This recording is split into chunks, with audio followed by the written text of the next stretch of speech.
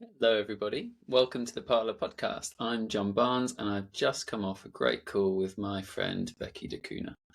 Beccie is a conflict mediator, and she's the founder of Courage Lab. And I was particularly keen to talk to her because increasingly I'm noticing the immense cost we pay in organisations and teams by either totally avoiding having hard conversations or just not having them in a truly respectful, adult to adult way.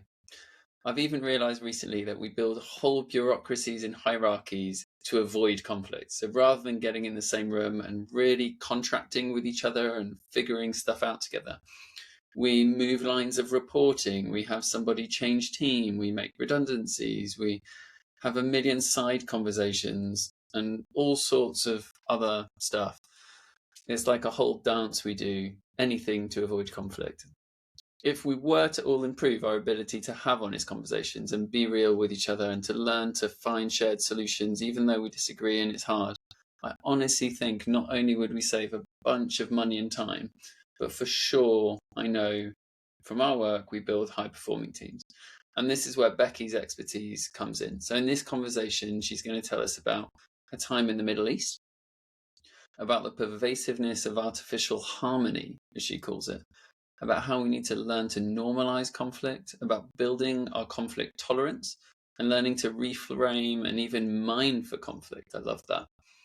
We'll talk about conflict in teams and about the role of leaders in role modeling and in increasing their own conflict intelligence. Beccie has a big brain and an even bigger heart, so I hope you really enjoy this conversation that I've had with Beccie D'Cunha. Enjoy.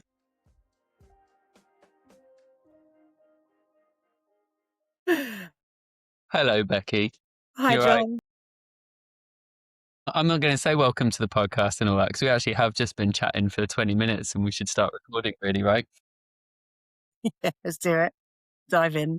All right. So I've got you here to tell us all about conflict and how we can deal with that better, particularly at work. Your background's very interesting, though. So before we get into the topic, tell us a little bit about what you do, specifically about Courage Lab, and tell us how you got there, because I know it was a meandering journey, you've called it. Yeah, it was. So I founded Courage Lab about nearly 6 years ago. And it's all about helping people to have courageous conversations at work. So the conversations that they're probably avoiding, but the conversations that really matter. So the work is about, there's three threads. It's about courageous leadership, helping leaders to face the things they might be avoiding. It's about building courageous teams where everyone takes responsibility for the culture that they want to have.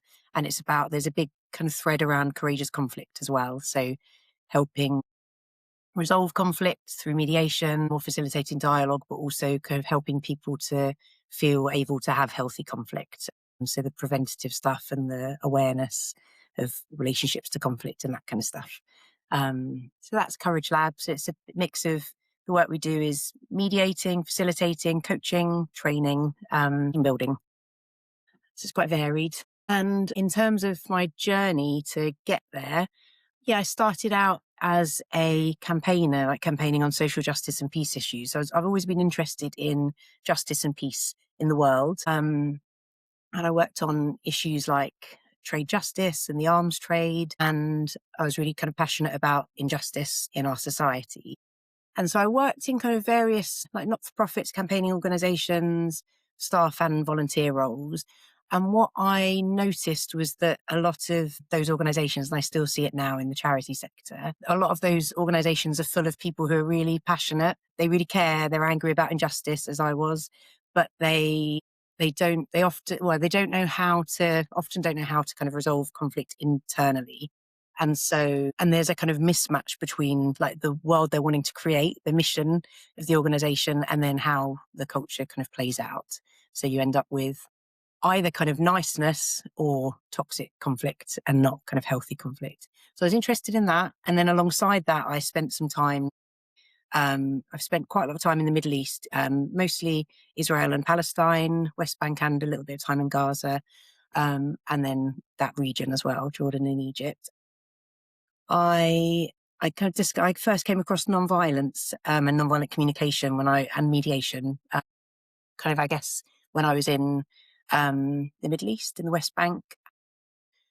I guess as a campaigner, I won't go into all of it, the story, but what I realised was that I was kind of campaigning against injustice, but in quite a violent way. Like, it was coming out of anger. And not that anger doesn't have its place, but I was judging those that I kind of perceived to be perpetrators of injustice. And I guess I wanted to find a different way to campaign and to change injustice. And so I trained as a mediator, kind of my early 20s, and yeah, it was kind of like coming home, discovering those skills and bringing that together. Because mediation is about justice. It's about bringing justice to relationships and fairness in conversations, like giving people equal airtime, etc., hearing all voices. And it's a better way to get justice, I think, in workplaces than a lot of formal procedures. So, yeah. So from there, very briefly, I worked for a mediation company, helped to kind of grow and run that company. I was there for quite a few years, and that was a wonderful experience. And then, like, changing workplaces, basically helping to embed mediation. And then I did a couple of CEO roles in charities, because I really believe in leadership values, kind of led leadership. And I had to lead through kind of times of crisis in all of those leadership roles, those 3 leadership roles, 4 actually, and learned a lot about how to lead people when it's really tough, basically how to motivate teams, how to keep morale high, even when, you're making redundancies or whatever else it might be, restructuring.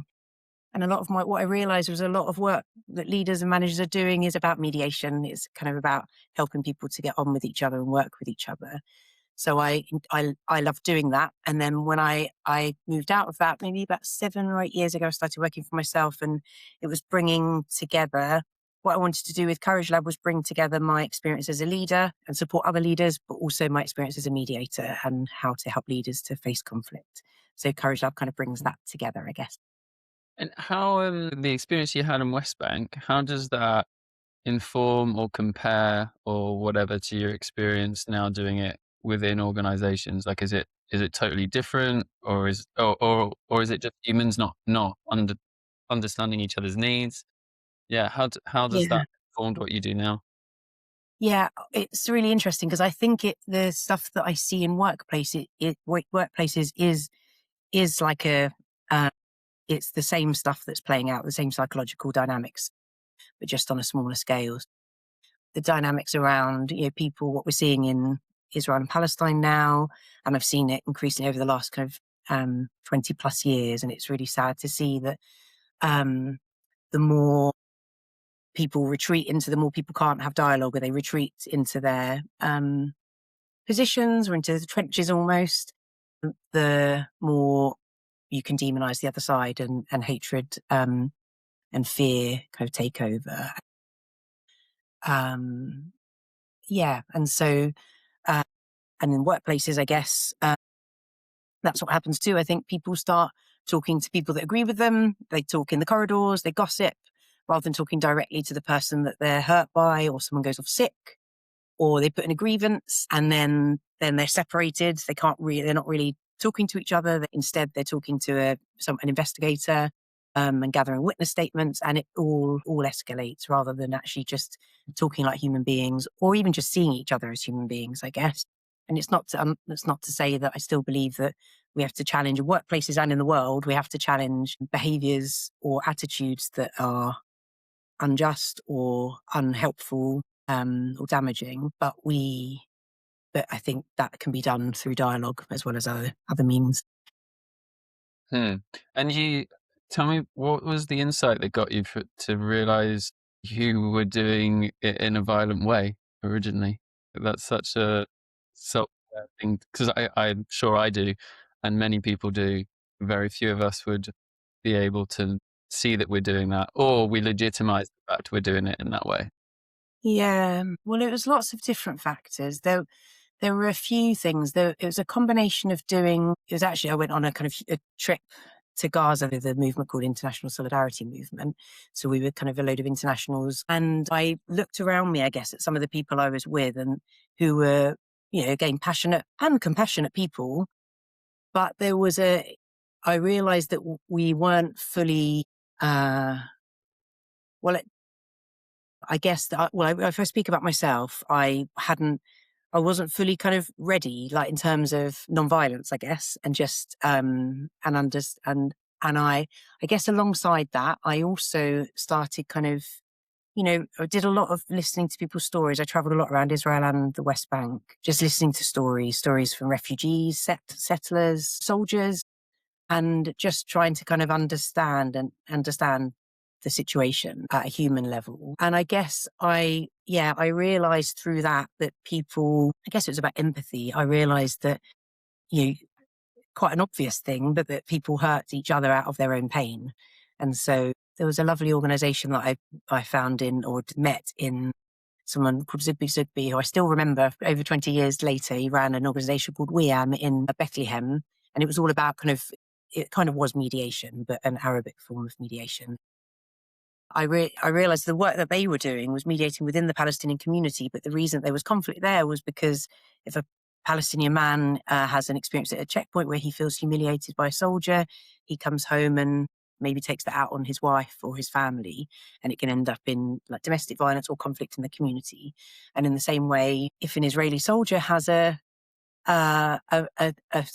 scared, and then they're going to kind of take it out on someone at a checkpoint. And so I guess, I realized that it kind of, we have to all face that kind of violence in us, the pain in us, Mm. and rather than turn it into, we have to transform it. Rather than take it out on others, we have to kind of face it and then turn it into something more non-violent.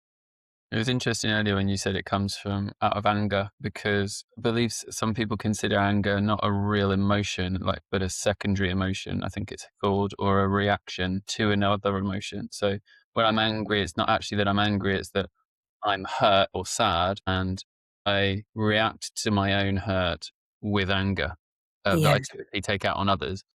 And at this point, I'm being very generous with my suffering and offering it to others as well and duplicating it. But really, the root cause wasn't anger; it was something else that's unheard beneath that. Yeah, absolutely. And I think I really like the way you just expressed that, because it's it's like a not wanting to feel that softer emotion, the more vulnerable emotion and I often think it's disappointment or sadness or hurt. And because I'm the same, it's like if I, and if we don't want to experience that, it's sometimes easier to express the harder emotion, the anger, which is kind of pushing it away, pushing the problem away. So a lot of my work is about helping people to be curious about the anger, listen to it, and then get under the surface of what other emotions are there, and helping them to be vulnerable enough to share those too. Because then you can build a bridge. It's much easier for someone to hear the reason I'm acting in a really angry way is because actually I'm feeling really hurt, or what I was really hoping for was that you'd listen to me, or that you'd show me a bit of kindness when I needed it, and instead you didn't. And so I shut down and I got angry, and I didn't mean to push you away. Yeah, and this is where the different sides no longer matter, because there's that thing, just like me, you feel anger or you feel sadness or you feel hurt. Because earlier when you were describing both the Middle East kind of experiences you've had and workplaces, it sounded to me like there was the pattern was an I'm right, you're wrong Yeah, kind of mentality. And particularly when you were talking about workplaces, I yeah. sense that that's the pattern at play a lot of the time or something. Yeah, absolutely. It's that kind of, I think, key kind of quality or to nurture in this work and to try and nurture in others is humility. It's that realization that actually I don't know the full story. I haven't experienced this. So it's often the question I'm asking is help me understand why you did that. Help me understand why you felt that, why you thought that. So it's coming from a place of curiosity and humility, not judgment. And I think I guess that's always the danger. That's the danger, like when you're an angry kind of 22-year-old campaigner or whatever, thinking you can kind of change the world. It's like actually you don't hold all the answers. You don't know unless you actually listen to people and really try to understand. And I think if we can combine both that passion, that desire to change things, and not lose that at this kind of the power of anger, I guess, is that this isn't right and it needs to change. that if we can hold that drive with a compassion and a humility and a kind of curiosity, I think then it's really powerful. It's remarkable to me how easy we find it to feel different to somebody else, right? So you could feel, obviously, like, I don't know, if I were to hang out with a Nazi, I'd feel really different from them, right? That's a very obvious one.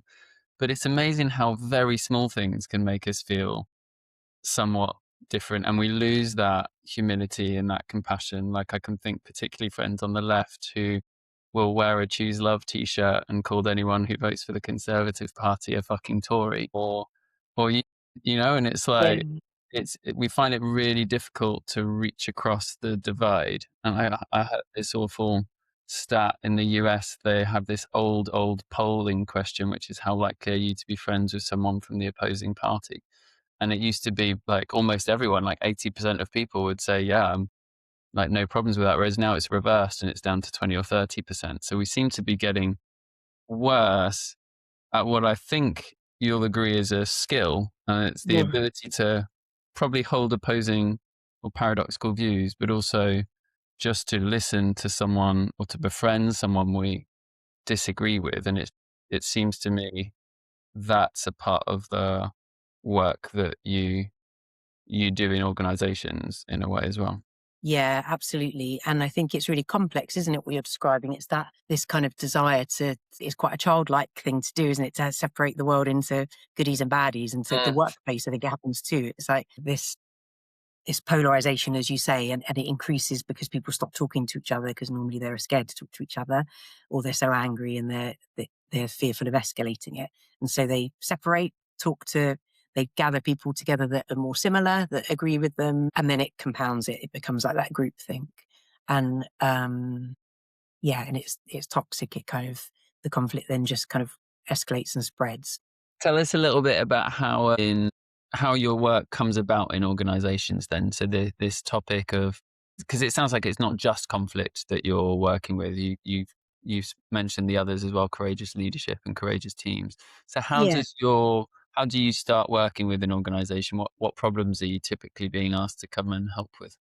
Well, it's really varied because sometimes, and I guess so. There are times where it's a firefighting thing. It's I'm asked to parachute in or someone in my team, because there's a toxic conflict or a toxic situation. So it could be that, sometimes it's a whole team, like it just isn't functioning anymore, or a leadership team. People are going off work or going off sick or leaving or putting in grievances, etc., etc. Maybe they're fearful it's going to go to employment tribunal. But there's a lot of dysfunction. So sometimes it's that, and we'll go in and it's sometimes mediation or group facilitation, and trying to get to trying to create the conditions for people to come back together and talk to each other and to get to the root cause of the problem and figure out how to resolve it. Other times, I guess, the courageous leadership and courageous teams bit is, I love doing the work that's at the other end, I guess, of the spectrum too, where leaders who they're spotting kind of the signs of artificial harmony. Maybe they're aware that, like, maybe there's been a staff survey that kind of shows that maybe people are sharing stuff in the survey that they haven't actually ever said before, and it's a surprise to the leader. And suddenly the leadership team is up, wow, people don't feel psychologically safe, or they're using words like bullying or fear or whatever it might be, and we didn't even know about this. So they get in touch because they want to kind of build a psychologically safe, kind of empowered, healthy team where people can talk more openly. So I guess the conflict is still a big thread there. It's a really important piece of the puzzle, and it often is in my work. It's like the building enough courage in a team and the leadership to move towards those things rather than avoiding them. And sometimes I'm just equipping. It might be quite different to that. It could just be, I love doing the work that's either with, I don't know, co-founders or a leadership team or another team. It could be a new team where or they want to kind of establish a healthy team. And then I might I use a psychometric called Luminous Spark, and it might be doing a kind of really like fun team building where they get to understand each other's personalities. Even then, we look at the all my work, I guess the courage bit is there in that it's helping them to go to the places they might not otherwise go, but doing it in a way that feels safe and sometimes even fun, where it's like, okay, what are the potential points of tension? What are the things that are going to bug you? What are the things that do bug you? How are you going to navigate those when that happens? So sometimes it's that kind of preventative stuff. But I guess all of it is the work I love doing, and the leaders I normally work with and like working with are the ones where they're willing to kind of look inward as well. They're willing to. So I run a courageous leaders group coaching program, and I love working with leaders who know that actually they want to work on their relationship with conflict. Like maybe they. How common is this that leaders come to you wanting to do that already? Because I Yeah. would argue that requires an existing capacity or self-awareness or whatever that. Yeah. I do get leaders that come with, have that kind of self-awareness, and I love working with them where they maybe know that maybe they've had some feedback, or they just know that they're avoiding difficult conversations or something. And they know that it has a cost, and they know it's holding them back as a leader, or it's holding their teams back, but they don't quite know how to tackle it. And they're just, they feel a bit stuck. I find that really exciting work, kind of where they've got that kind of that self-awareness, as you say, and they're courageous enough to do the inner work, not just the outer work. Because I like doing both. I think they have to come together. It's the inner work of understanding yourself, your style, your triggers, your fears, your needs, all of that, and doing that kind of inner work and building your own courage, so that you can then do the outer kind of courageous culture building work, which is about skills, tools, strategies. That bit is almost more straightforward, I think, but you have to have done the first bit first, because otherwise you're just going to always keep avoiding. I think my sense, because even when you was talking about psychological safety, but then in the same sentence you're saying that it's about conflict. My sense is that might not be clear to a lot of listeners. So the way I see it is, like, I think a lot of us experience what you call artificial harmony, which is this sense that things are nice, but it's not real. We know that under the surface there's either overt or covert conflict going on, and it Yeah. feels like a different topic. And yet this isn't about being nicey nice, I don't think, either. So how do you help us reconcile that your work on psychological safety is about conflict and your work on conflict about psychological safety? Because I'm seeing like an infinity loop where they're incredibly like related to one another here. Yeah, I love that. Yeah, well, I guess, I agree completely. They are so related, but feel very different, because you can have kind of safety can sound like it's about kind of, it can be, sound like it's kind of soft and fluffy almost. And actually, this is really kind of, but it's not, is it? It's like, I think real psychological safety means, I guess I see it as everyone taking responsibility and feeling able to speak up, to show up, be themselves, to make mistakes, to robustly challenge each other, to disagree, to experience strong emotions, all of that. And that's all it's all tough work, isn't it? And it can, I guess the interesting thing is I think you can't have, I might speak a bit about, in terms of that infinity loop, which I really like that kind of image. A lot of my work, I've been thinking a lot recently about conflict intelligence and how that's required for psychological safety. So we need conflict intelligent leadership to have psychologically safe teams. And there's a conflict researcher called Peter Coleman who's done a lot of research into this. And what he found was that conflict intelligent leaders, not only do they resolve conflict well, as you'd expect from the name, but they also build more psychologically safe teams that are then high performing, etc. So there's something about that, when teams know that their leaders can face conflict and deal with it in a healthy way, come to what that means in a moment, that then they are able to kind of do the same and to relax a bit and to know that, issues are going to be dealt with. If I raise them, they will be dealt with. They're not just going to be shoved under the carpet. And then I think people do feel safer and more empowered. But I guess maybe the infinity loop bit, there's also something about the more kind of psychologically safe people feel, a team feels, I think the more healthy conflict there'll be. and that's a good thing. And there'll be in some ways you have to be experimental about it. There'll be times where it tips over and it starts to be too much conflict, or It's more than the system can deal with or something. I think you on a past chat we'd had, you'd mentioned conflict tolerance. I think that's what yeah, you're talking about there, right? yeah, exactly. And so you have, I guess, there's something about the treading gently so that people can build their conflict tolerance as you go, because you can't go straight in, and it's a judgment call, and it's definitely an art, I think, to know what to tackle first. But if you go in and suddenly it's really explosive, people are just going to shut down. It's about kind of building enough safety so that people can be courageous. But it's not, I always kind of say at the beginning, the Brené Brown quote around, I always encourage courage over comfort, because, and I always say to people, it's going to be uncomfortable. It will be uncomfortable, but safe. But it has to be uncomfortable, because that's when we do our best kind of work in conflict. It's that being able to sit with the difficult feelings in me and in others at the same time, but to not kind of despair in that.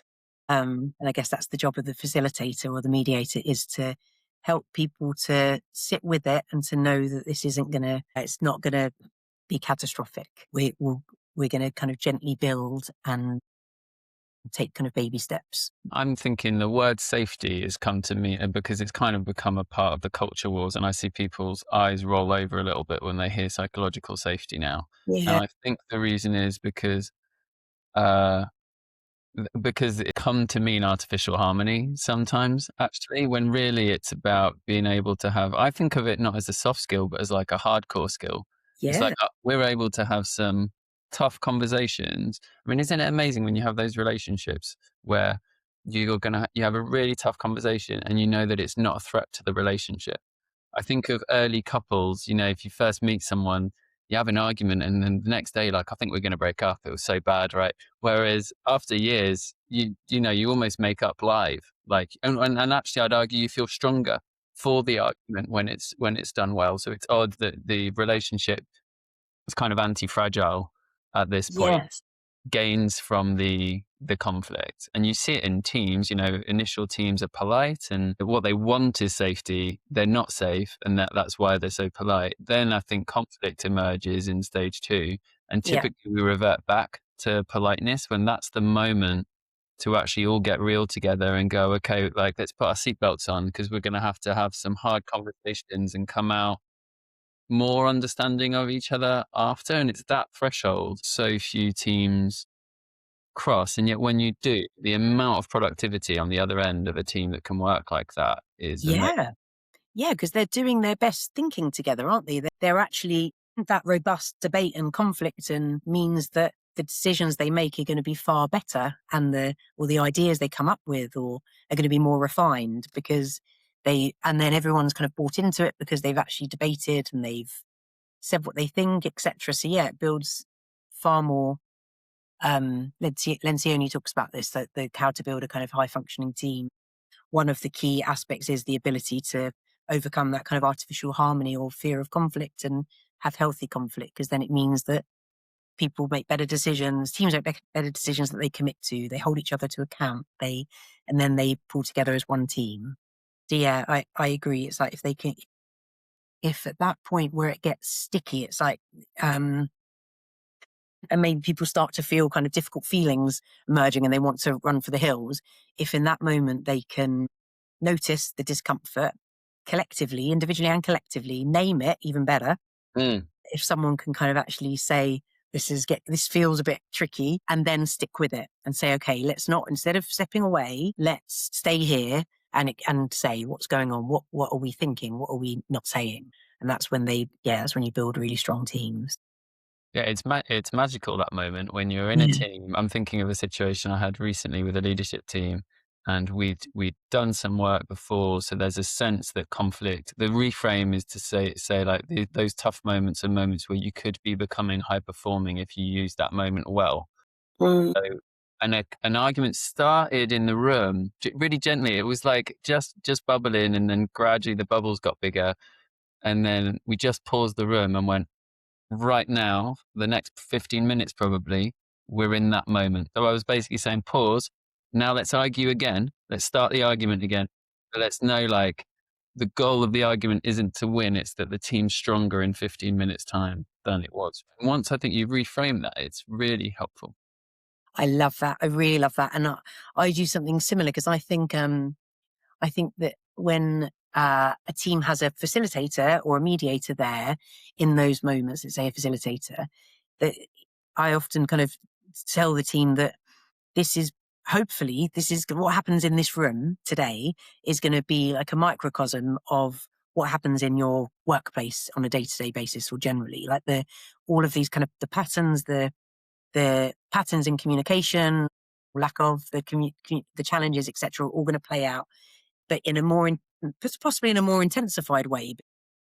But what I like to do, and it sounds like you do the same, is slow it down so we can actually see what's happening and shine a spotlight on those dynamics, but so that we're all kind of looking at it together, like and people are experiencing it, but they're able to stay with it. So it's like, okay, what happened there?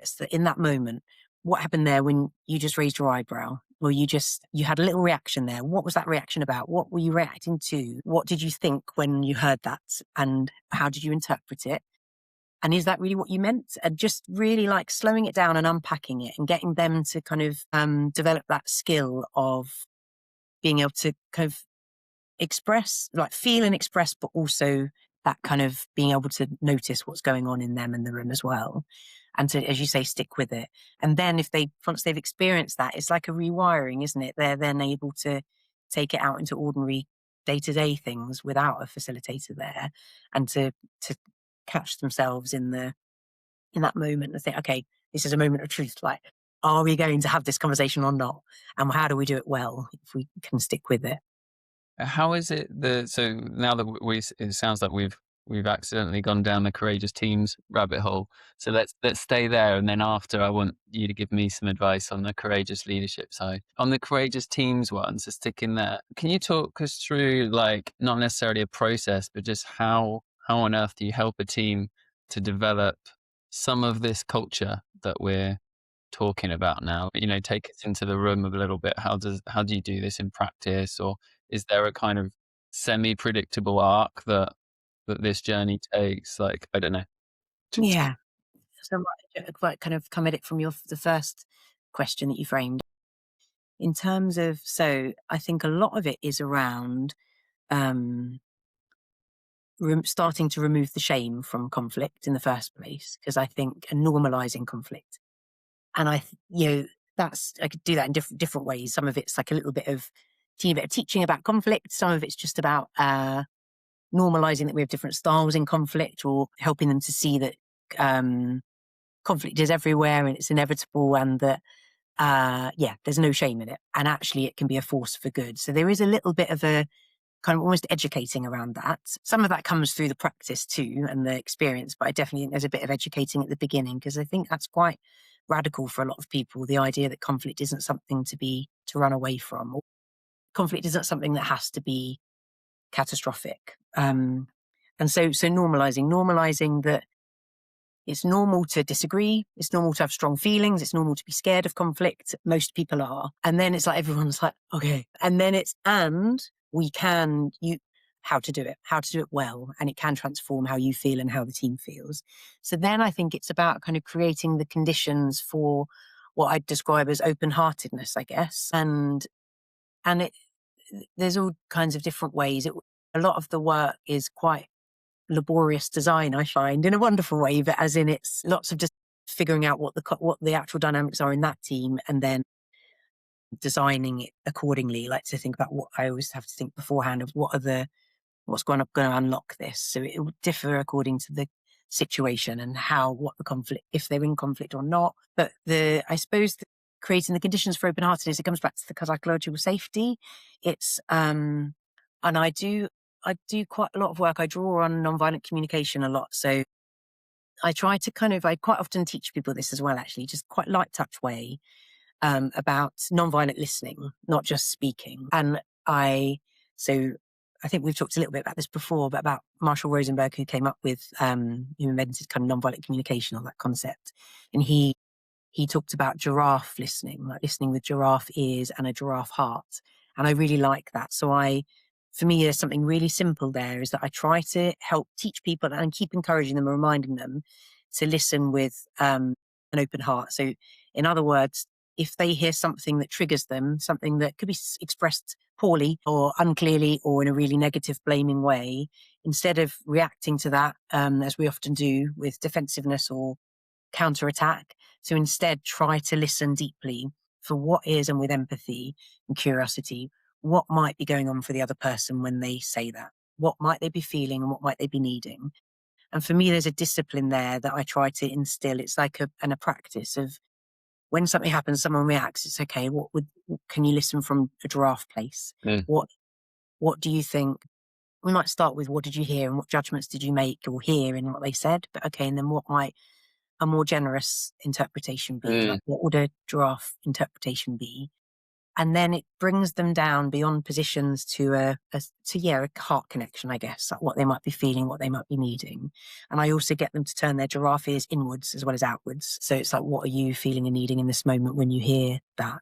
So there's something about that kind of normalizing, as well as the fact that normalizing conflict, taking the shame from it, is also normalizing talking about feelings and needs so that they can connect at a different level. And then I guess I do a lot, I equip them with skills along the way, like summarizing each other. So you slow the conversation down and they're listening out for, in a different way for different things.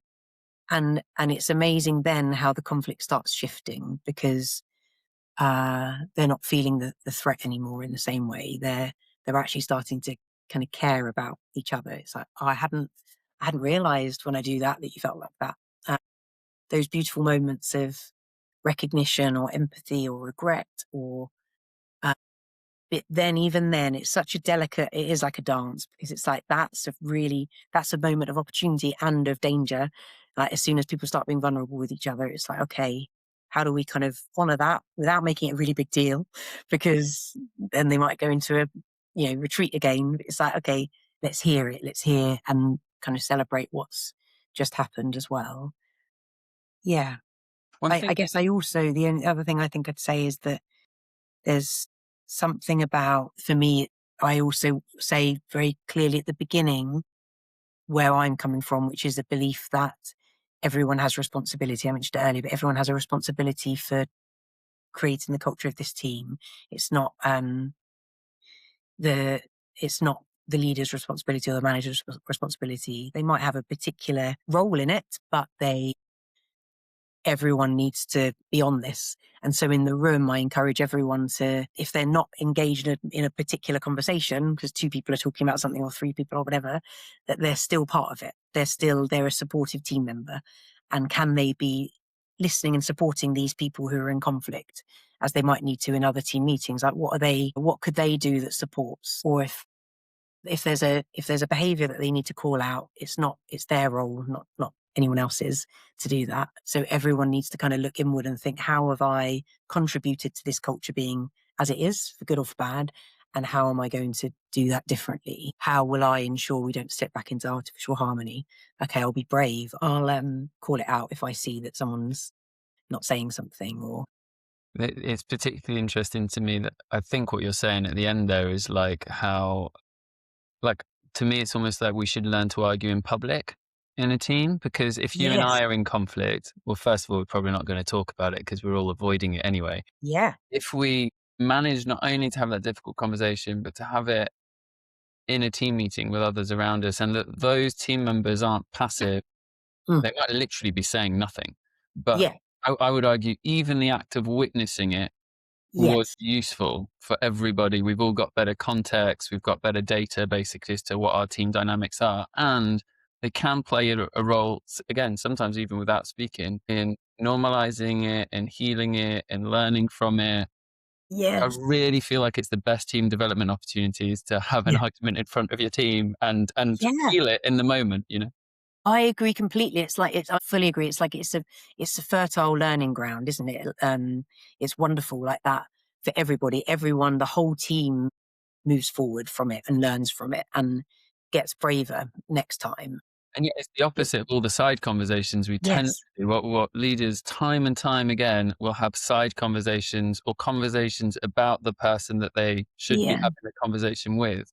Yeah. I'm not saying all conversations should be had in public all the time, but certainly if we can learn to have those conversations, the difficult ones, in open spaces, Yeah. just the gain is enormous. Yeah, I agree. Absolutely. I think there's the things that I always encourage a team to be able to be aware of at the same time is what role they all play in those moments. Like, as in, are they, because I think this happens a lot. They might be deferring, they might be letting the more vocal person speak for them almost. And so again, I always make sure I say, like, individuals always speak for themselves, not in the we, and everyone needs to be brave enough to do that. So say if you agree or you disagree, don't just hide behind the person that's more vocal. But if it is that they're not part of, they're not feeling it, they're just being there, they're kind of not in that conflict, then I agree with you completely. There's something just very powerful about holding that space and normalizing that this isn't anything to be ashamed of. You two are being brave here. You're having this conflict. We need to understand it because we can learn from it and support you afterwards. Because afterwards, I think then the role of the team is to kind of keep them on track a little bit. Like, if they then start to have a corridor conversation to say, you did a really amazing job in that team meeting. Can you do that again? How could you constructively talk to the person directly rather than telling me? They can kind of support them and hold them accountable. Yeah, and if you, I don't know, let's say I'm making stuff up, but let's say the conflict is about some actual work stuff, right? Like the strategy they're working on or whatever. Typically, those two differing perspectives are really useful to hear both. And Yeah, I actually find it's typically a third person who'll say, I find myself saying this quite often. I think you're agreeing more than you think you're agreeing yeah, right now. And you realize, yeah, and you can say, I think you both want this, and I think you both think this. And yeah, they'll agree and go, yeah, yeah. And then they yeah, look at each other a bit like, I didn't realize we were actually somewhat on the same page. And then yeah, you just notice, but you're doing it, you've got a different way of approaching it, and that's where we're not agreeing. And then yeah, suddenly this big thing has become quite small, really. yeah. Absolutely, I love that. And but that kind of for if more team members, whether it's a leadership team or another team, if they can feel empowered and equipped to actually play that supportive role where they're helping to facilitate. It's not about, it doesn't just have to be the role of the person that's chairing the meeting. It could be anybody that to just summarize what they've just heard. And as you say, if they've noticed that, I just heard that you both seem to be saying this, and actually there seems to be more alignment than you think, and the key difference seems to be this. Let's explore that a bit more. It's such a gift, isn't it? That kind of that clarity and that ability to facilitate in that moment. I've got a kind of trainer's question going on in my head, which is when you're in these sessions with teams, how much of it is at the very fluid end of the spectrum where you're kind of rocking up, you're helping something real to emerge, and then hey, like we'll figure this out right throughout, and you're using, your decades of skill to do that thing, or how much are you relying or equipping the team with structures that, sometimes we have structures like I speak, you echo back what I say until I feel heard, and only then can you share your opinion. I see real benefit in both, and I often find myself getting almost confused in my own ability to help a team because I find the structure annoying, like they vent authenticity and realness sometimes and are too awkward to be using. You wouldn't be talking to like your family like that. And yet they can teach so much and provide some helpful guardrails so that you can then be free to express yourself. So yeah, just tell me Yeah, a little bit about that yeah, spectrum and how you navigate that. yeah. So I think great question, and I think it comes. I like to, so like you, I sometimes find like I think if it's too structured, it's can be limiting. And I think a lot of my work, and I think a lot of conflict work, or even just any of this kind of human facilitation, I guess, is quite emergent. And you don't always know, no matter how much you know beforehand, it unfolds in the room as well. And I definitely think the important things kind of come to the surface, and sometimes there's surprises. So I like to kind of plan. I don't tend to plan the what of terms of what they need to. I mean, it might be that I've heard that there's three big themes or three things issues they definitely have to bottom out. But usually those emerge, or I might present them at the beginning. But then I'm open to what new issues might come up and what might have shifted. But I do plan a kind of a flow, I guess, a flow to the workshop or the day or the session, whatever it is. And I always, is it always? Yeah, I think I do. I always begin with quite a good chunk of preparation, preparing the grounds, creating the conditions. So that's a mix of establishing some principles for dialogue that I want to suggest that I think will kind of help to frame the day. I don't do ground rules because I want to treat them like adults, but I do have, principles. So it'll be things like courage over comfort and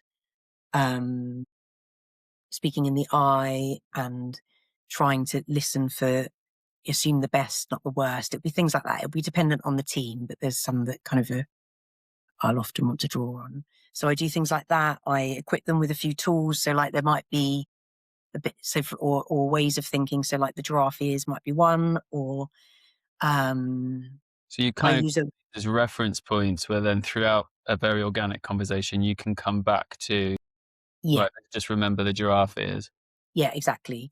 And I do use a lot of what you were describing, the echoing. I use a lot of that summarizing, I summarize a lot because I find that useful as a facilitator, but I also teach them to summarize each other, as you say, back and forward so it's kind of one person deep listening to understand if there's something really important, pick before they have to summarize until the person says, yep, you've got it. So there'll be little tools like that, a strategy, because I see it as a learning experience as well as a resolution experience. So I want them to learn and put it into practice as they go so that they've got the tools after I'm not there.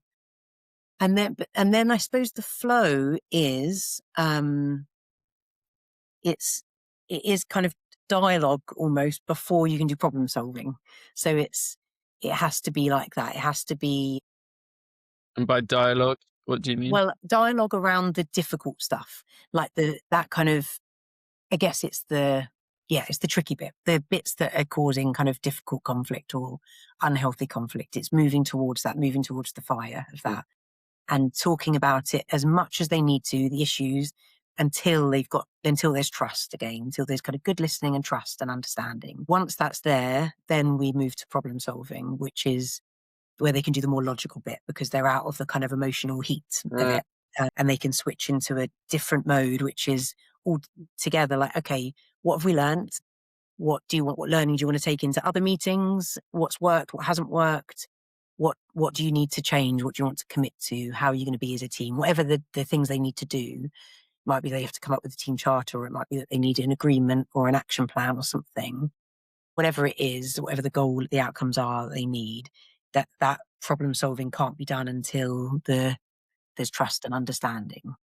So there's a kind of flow, I guess. There's the getting them ready for dialogue and setting the scene, creating the conditions, creating safety and courage, create the conditions for kind of safe, courageous dialogue, and then the dialogue piece, and then the problem solving.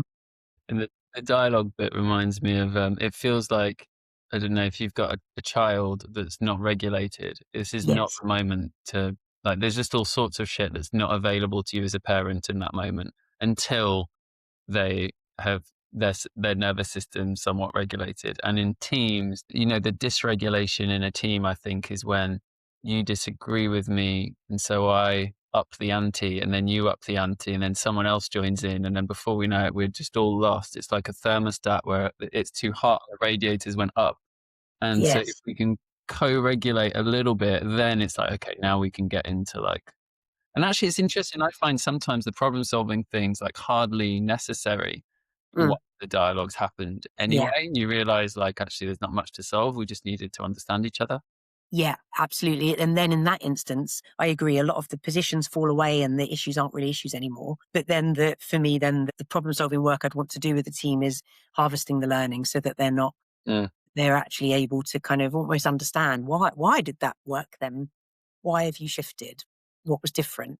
And how will you take that into the next conversation you have? But yeah, you're absolutely right. Sometimes there are still big dilemmas they have to fix, but other times it just falls away and because they know how to communicate with each other and the heat's gone. You gain a slight meta awareness of Yeah. the experience they've just had.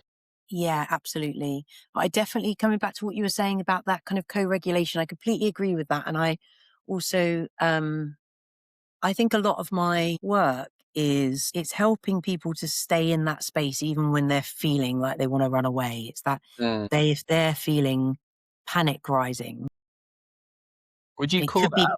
Would you say I think I sense panic off you, like, or is that a yeah, no? That's what I do. Is that a yeah, no? yeah, And I'm scaring yeah, someone. yeah. I might say, I might approach it slightly differently, but I like naming emotions like that and what I observe like you do. But I might just kind of say that I'm sensing that this is a challenging moment, or I'm sensing that there's a lot of emotion in the room right now. And then I might ask them to say how they're feeling. So we might just, Right. whether it's with feelings cards or something, just give me a word for how you're feeling right now. Then you name the feeling you think you're seeing. You try and create a moment for them to say it for Yeah. themselves. Yeah. Yeah. Yeah. Yeah. And it could be either or, depending on the moment. But I do like it if they can kind of just, again, in that moment of strong feeling, strong emotion, like reflect on what am I feeling. And then I think the naming the emotion back to them helps to settle the nervous system, just to know that it's been heard and held. Or if they need others in the room to hear it, it might be they need to hear a particular person to hear that they're feeling really hurt right now. I might get them to speak directly to that person and get the other person to name what they've heard, Wow. because that then just shows that, I guess, it's opening up the possibility of empathy, even in when they're disagreeing with each other, or angry with each other. And to switch from looking at the facilitator for the help in solving this issue to looking at each other, which is what, Yes. you want to be building in a team. Yeah, exactly. Exactly. And so sometimes I might say, what do you all think is going on here? Like, what is it? What's the kind of pattern here? Or what's the thing that caused it to suddenly get heated, and see if they can exactly do some of that noticing, some of that, uh, and that helps them, yeah, to then take those skills into the next meeting where we were talking about they're kind of all acting like Lencioni talks about mining for conflict, and I really Mm, like that I phrase, love that. that idea that, yeah, and I normally encourage people to be miners for conflict. It's like, if they think someone's saying they're fine and they're not, say, are you really fine? Because you didn't look fine just then, or it looked like there was a disagreement there. Let's go do more there. I think And if fine, everyone's fine thinking is an something's, acronym for fucked up, insecure, neurotic, and emotional anyway. So when someone says they're fine, it's like, oh, I love it. I've not heard that. That's brilliant. my Yeah, I actually say when I kind of ask people to share their feelings, their emotions, yeah, not I good or always bad. say, I always say you're not allowed to say fine or okay, and tired's not enough. You need Yeah, more. that's true. Tired, you're right. Tired is clever because it is an emotion, but it gets us away from saying what's really going on. Yeah, exactly, Yeah. exactly. It's like tired and give me something else. Give me Yeah, an yeah, yeah. actual Interesting. real word. So, what I'd love to ask you about, Becky, is the leadership part of this. So I'm really with you, and you want the team to take shared responsibility for its culture and to learn to normalize conflict. And certainly in our case, we see that teams that are genuinely self-managing and high performing and really have a leadership, of course, that emerges, but they have no formal managers. This skill that you're teaching is like so fundamental to it. That said, in a formal hierarchy, bosses have a disproportionate effect on that culture. And I was saying to you before this call, feel like a lot of a hierarchy is actually created to avoid conflict. The kind of question I'm coming to is, how do you help leaders who are in some sort of hierarchical situation, how do you coach them, like one to one, in how they then deal with conflict? Because I see so many scenarios where a leader is essentially like it's some elaborate way to avoid arguments that they're having. Like I've seen people Yeah. reorganize work whilst an employee's away on holiday. I've seen them, they're not getting on with someone, so they ask someone else who is getting on with them to have a conversation. They set them tasks, and then like there's all sorts of moments where it feels like there is this could all be solved by just having a hard conversation with each other, like adult to adult, rather than, because I see another version of it where those conversations are actually parent child conversations that the leader's having. So, how do you coach a leader one to one in how they approach those more adult, quite collaborative conversations? Yeah. Great question. So I think I guess the most important question I find is questions around it is why. Like I want to understand what the resistance is, and to, go keep kind of probing under the surface on that one, to get to the root cause of it. Like, why didn't they feel able to have that conversation? Were they scared of? What was the worst? Was there a worst case scenario they were thinking about? And so to really understand that and to help, I suppose there's the piece around empathizing with that and normalizing it that really helps so that they can be, For you to empathize with their yeah. difficulty in having the conflict. Yeah. Yeah, exactly. Because I think it's very human, isn't it? Almost everyone, even the fact we're having this conversation, almost everyone finds this probably the hardest bit of managing and leading people, I think, and I'm organizations is, literally thinking of two coaching calls I've had with different people in the last 2 weeks where now I think from what you're saying, when they were describing a conflict they weren't having with someone that they should be having. And when I tried to unpick as to why, they said, it's just a lot of effort to go and have the argument. Now, I'd argue like way more effort to do this weird dance you're doing around it.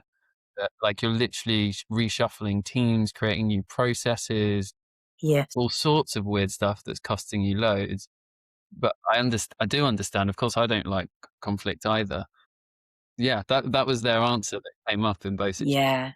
I know it's incredible, isn't it? That sometimes the cost is really high in terms of the energy it takes Mm. to not face something, as you say, and to build structures around it or Like move actual people into different bureaucracies. teams or yeah, it's like also that a difficult conversation doesn't have to be had Yeah. and it's incredible. And I guess in that there's something about exploring the fear, the human fears, and then so the leader has been able to kind of be vulnerable about that, maybe reflect on their conflict style and why they go into certain styles like avoidance or harmonizing or whatever it might be. And then I think there's something about doing the cognitive bit around exploring what the cost is of that Mm, to them and to the team and to the organization, and the possibilities, like the what ifs, I think. What if they felt, it's that kind of imagining, what if mm. you felt able to have that conversation, you felt confident, and it wasn't terrifying? What could the possibilities be? There's also a need to explore, okay, what are the worst case scenarios? What are your fears if you did have that conversation? There's a kind of negotiation technique around like best and worst case scenarios. It's like, so best alternative to a negotiated agreement, the worst alternative, and then the most likely alternative. So it's doing a little bit of kind of logical work around, okay, let's think about the best case scenario if you did have the conversation, the worst if you did, what's the most likely? Mm. And normally it's not going to be the worst case scenario. Normally they've just blown it up in their mind. It's never as bad as they think. It's probably And then getting catastrophizing that's going on. Yeah, exactly. And then getting them to do the same for the alternative. Okay, so if you avoid this, and I think all of this has to be done as a non-judgmentally as possible, like as a facilitator or a coach. Like, you know, even if we know, we think we know it's that they need to have the conversation, maybe they don't. But I do see it as I'm genuinely curious about and want them to reach the right kind of decision. So it's like, okay, what if you don't? What if you don't have the conversation? Then what? Tell me how it will play out. Best, worst, most likely. Yeah, and so I guess it's a mix of kind of helping them to really own what they're feeling and the fears, and then helping them to work out logically, and then probably looping back to how they're feeling about it and what would enable them to, overcome that fear or how will they manage themselves in the meeting? A lot of it is that as well. It's like helping them to feel ready for some of those scenarios. Like, okay, so if you're worried about losing your temper, what are the signs that that might be about to happen? What are the triggers for it? Right. Okay, how will you manage yourself if Then that happens? so the first part was cognitive, to even realize that, probably it's worth having the conversation. The second part is almost like simulating what might arise either in Yeah. the content of the conversation or just the feelings that might overwhelm one in that situation. Yeah, exactly. And then there's preparing them for what might happen to them in that meeting, and it's preparing them for how the other person might be or Right. act. And that's both about kind of readiness, but also empathy, I think. So I'd want to then start bringing, once the person I'm speaking to feels heard, it's bringing the other person, whether it's a leader or a party in a conflict, bringing the other person in the room, kind of, metaphorically. So how might they feel? What's their take on this? What's the worst judgment you've made of them? What's the most generous kind of interpretation? How do you hope they'll respond? This part feels super important to me because the other most common pattern I think I hear is someone say that they're not having the conversation typically because they say they don't think the other person can deal with it. Yes. And I'm intentionally saying they say they Yes. don't feel that because I actually think they can't deal with it. And Yes. it might be that the other person, let's say the other person is showing signs of being particularly sensitive or something. I can understand that we want to approach that a little bit differently. Equally, I mean, like, feel free to call me out here because I might be being too harsh. But I feel like if I'm taking responsibility for your sensitivity, Yes. I'm not saying I shouldn't be empathic and kind and thoughtful and polite, right? All that still stands. But it's not my responsibility to be treading on eggshells around your sensitivity. I almost feel like if I really believe in you, if I really have unconditional positive regard, I should be able to come to you again, politely, kindly, compassionately, with a really tough thing and assume that you can deal with it. Whereas there's a fine line here, but I think the assumption, if I start by assuming you can't deal with this, it's Yes. closed. I think it's a get out clause. It's cowardice fundamentally. The courage would be to come and do it anyway. Yeah. I agree completely. And I think some of it is about helping the person to reflect on, well, when they are, like, describe what you mean. Understand a bit more. Like, describe what you mean by they're sensitive and how they might react in, and give me an example. Mm. So, and how do you interpret that sensitivity? Like, what I'm always kind of quite intrigued by, because this happens a lot in mediation, the assumptions people make as well of, if someone cries, what that Yeah, what does means. that mean? And yeah, and even mediators, when I've trained mediators in the past, like, quite often there's an assumption that they have to, there's this rising panic that the mediator might feel, like rising anxiety if someone cries or raises their voice or whatever it is. And so sometimes it's about stepping back and help training people a little bit to what's factual here. Like, what do you see? Okay, tears are coming out of somebody's eyes. Mm. What is the assumption you're making about that? Well, that they can't cope and they need the meeting to end The story. and they need rescuing. Yeah. Okay. And what does that evoke in you, and how can you manage yourself? But also, what are the alternatives? What are the other interpretations? Like, broadening out what could be going on for them. Why else might someone cry? Because I know I cry when someone's kind to me. I cry when I watch a kind of something beautiful, or and I'm filled with awe. Like, it's helping people to realize that, to not assume, but to ask. I guess that's a big mantra for me that I try to pass on to others is, don't, and for leaders or managers, like, if they're seeing what they think is strong emotions, again, don't assume what they need. Ask, how are you feeling? The most basic of questions. And what do you need from me right now? Mm. Or what do you need from us right now? Because I think everyone always assumes that someone that's sensitive doesn't want to carry on talking, whereas I'm sensitive. But my eyes brim with tears a lot, but I want to carry on the conversation nearly always. So yeah, you're right. It's about helping, challenging.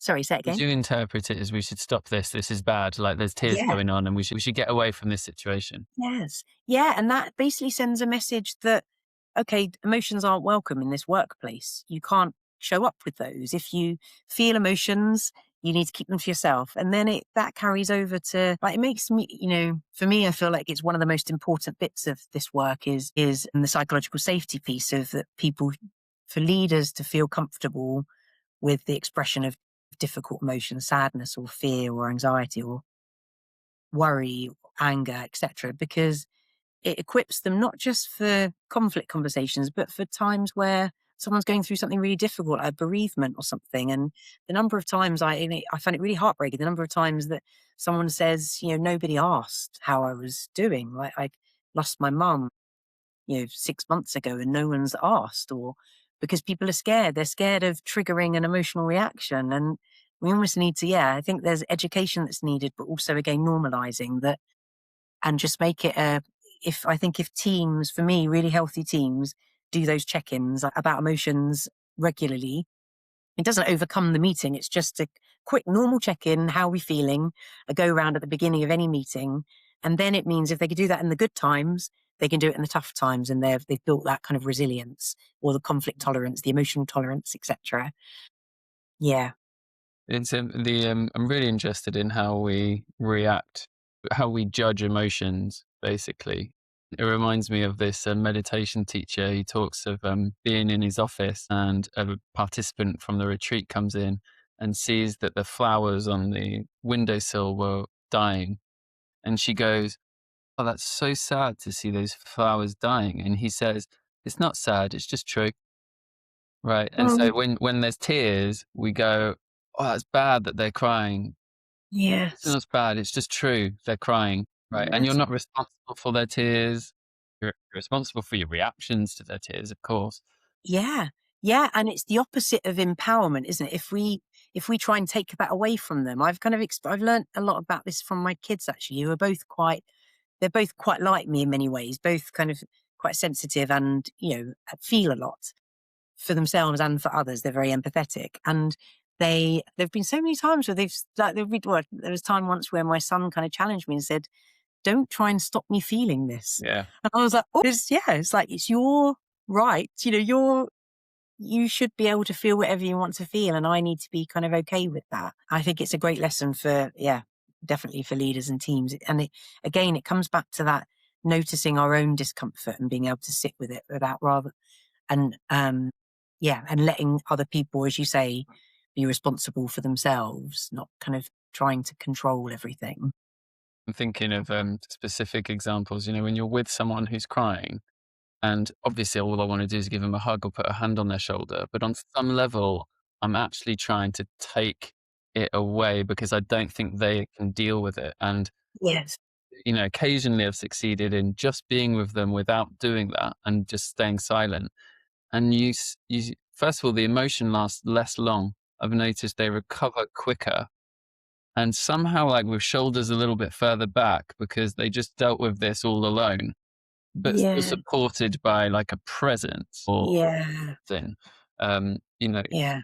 Yeah. They felt, yeah, I love that. They've kind of, I suppose there's an empowerment piece, self-empowerment, or you've helped to empower them as well, that they realize, actually, I've felt this and I've moved through that emotion and I can do that.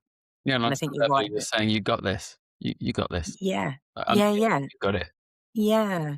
Yeah, and I think that again it comes back to that, making it okay to feel difficult things and to say, I'm not judging you. I'm kind of here to support, but and remembering that feelings are. I often think this helps for people to know that, or be reminded that feelings are all kind of messengers, that they point to difficult feelings, point to something that isn't working and that maybe needs, well, some a need that isn't being met, and so it's useful information, Yeah, it's data useful or it's data. a signal that there's something. Probably, quite often I imagine there's an emotion in a room at work, and that is a signal or data that there is Yeah. something in the way we're working, or even like the work itself that's not feeling right. And if we manage to speak about the emotion, we'll actually come to find something quite pragmatic or practical in Yes. our work, like task orientated, that needs resolving anyway.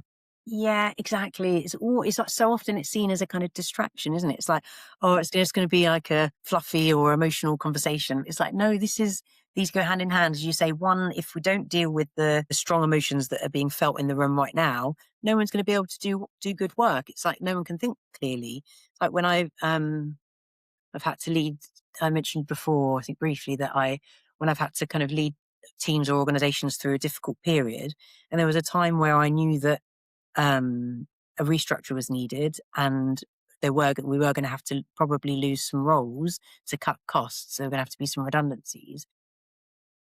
And it was a team that, I loved, that everyone kind of, was close and really cared about each other and cared about the work. So it's a really tough time. For me, the most important thing was, well, I knew that to kind of get the organization back on track, everyone needed to kind of be on board with the process. And so I made sure that there was space for expression of difficult emotions regularly. I was as honest and transparent as I could be. I said how I was feeling often as well, that this is, not what I want to be doing. This is really, it's tough. I'm feeling a lot of guilt, anxiety, whatever it might be. And through that, people being able to express their difficult emotions, frustrations, etc., know that they were heard, the stuff that felt unfair, the stuff that would make it feel more fair. Through all of that, it then meant that everyone actually worked together in quite an incredible way to work out a new budget and to work out a new kind of structure, even though some of that they all knew that they might not have a job at the end of it. It's like, I think people can do really tough things if they kind of understand why and they've been heard in the process. If the process feels fair and their emotions have had space, they're not clogging it up almost. What you're describing there is like some kind of magic, I think, that many of us we don't know what we don't know. So we don't realize that we don't have the conflict because it feels dangerous. But actually, were we to have it, what we can't see is how massive the upside is, because we can't actually imagine that all of Yeah. that collaboration could come through those moments. Yes. Becky, I'm aware of your time. How can people find out about your work? Where do they go to find out more? You do courses, you do coaching. Tell us a bit more about that. So we do courses, like short courses for managers and leaders, like early resolution skills, kind of 1-day courses, or difficult conversations, courageous conversations training, or even shorter workshops on just kind of understanding conflict, like half days. So then we do mediation skills for managers, that kind of thing, 2-day courses. So those are all kind of courses that can be delivered in the house for managers and leaders at all levels. And then all staff, I think, need to have stuff on. I think kind of everyone in every organization needs to understand their relationship to conflict, I think. So that's a nice one that anyone can kind of do. And then we do a group coaching program. I mentioned, I think, briefly, a Courageous Leaders program, which is run over about 9 weeks, usually. So there's one the next one's going to be in the autumn. I run it once a year as an open program, just for a small number of leaders who want to do kind of deeper work. Those leaders that I think I mentioned who maybe just know that they need to work on their relationship with conflict, or there's artificial harm and they want to address, or they've got to get through a tough kind of period of change and they want to lead well through it. So it's all about empathy, honesty, conflict, vulnerability, all of that. And it's quite a deep kind of transformational program. So, and that one I run in-house as well. And that one's me that delivers that one. That's kind of I guess that's like my flagship program. It's where I've put everything in that I believe in and I've learned as a leader and a mediator. And then, I don't do much one-to-one coaching, but occasionally I have space for that, for leaders that want to do it. And then I guess that it's a lot of services actually, but sometimes my Yeah, head it's swims. amazing. It's like if people need the firefighting bit too, like the mediation or a team day to look at kind of what's gone wrong, or like a fun team building, kind of get a team back on track with a psychometric. So it's kind of any and all of that, anything where they think courage is needed in their teams or leadership. And in terms of how, the website is couragelab.co. I've got a newsletter. I'm not very good at getting it out, but aiming for monthly. Relaunched it last month, Everyone knows that. and we'll restart a blog soon. But yeah, there's a newsletter with kind of like tips and inspiration as well. Beautiful. We'll put it all in the show notes as well. Thank you. Thank I you. hope our conversation today has inspired some people to go have some tough conversations lovingly. Oh, yeah, it's been really, really fascinating to talk about all this. I've loved it. Great. Thanks a lot, Becky. Cheers. Thanks, John.